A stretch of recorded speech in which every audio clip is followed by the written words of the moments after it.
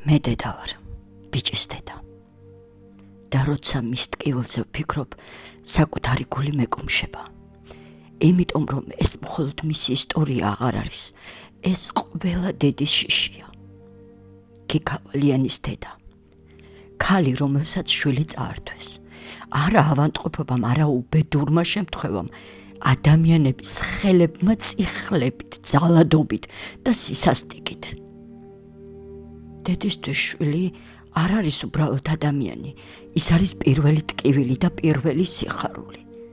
ის არის 9 თვე გულის ქვეშ ნატარების სუნთქვა. პირველი ნაბიჯი, პირველი სიტყვა, პირველი დედა და მერე სიჩუმე. საშინელი, ყრუ სიჩუმე. როგორ უნდა იცხოვრო ამის შემდეგ? როგორ უნდა გაიღვიძო დილით, როცა იცი რომ შენი შვილი აღარასოდეს დაგიძახებს? რომ ვეღარ ჩაეხუტები, რომ მისი ოთახი დარჩა, მაგრამ ის აღარ არის. გიგას დედამ რკინის ქალამანი ჩაიცვა. ეს სიტყვები უბრალოდ გამოთქმა არ არის. ეს ნიშნავს, რომ ტკივილზე ძლიერი გახდა, არა იმიტომ, რომ არს ტკივა, არამედ იმიტომ, რომ სიმართლე უფრო მნიშვნელოვანია, ვიდრე საკუთარი ცრემლები. ის არ ტირის მხოლოდ. ის დადის, აკაკუნებს, ითხოვს, ელოდება, იბრძვის. მისი ნაბიჯები მძიმეა. არა ფეხსაცმლის გამო, არამედ იმიტომ, რომ თითეული ნაბიჯი შულზე გადადის. თითეული ნაბიჯი კითხვა, რატომ, ვინ, როგორ დაუშვით.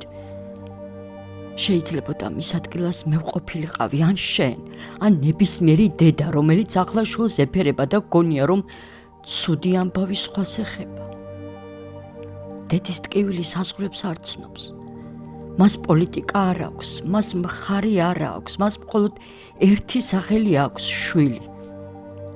და როცა შულს უსამართლოდ გართმევენ, დედა აღარ არის უბრალოდ ქალი. ის ხდება ძალა, ხმა და სამართლიანობის მოთხოვნა. გიგას დედა დღეს მარტო არ არის. მის უკან დგას ყველა დედა, ვინც ფიქრობს ღმერთო, ოღონდ ჩემი შვილი დამიცავი. მისი რკინის ქალამანის სიმბოლოა, რომ ტკივილი შეიძლება ადამიანს გატეხოს, მაგრამ შეიძლება გააძლიეროს კიდეც. და სანამ ის დადის, სანამ იტყობს, სანამ ამბობს, რომ მისი შვილი უდანაშაულო იყო, სამართლიანობის იმედი ცოცხალია. დედის გული შეიძლება დაიმსხვრეს, მაგრამ დედის ბრძოლა არ მთავრდება, იმიტომ რომ შვილის სიყვარული სიკვდილზე ძლიერია.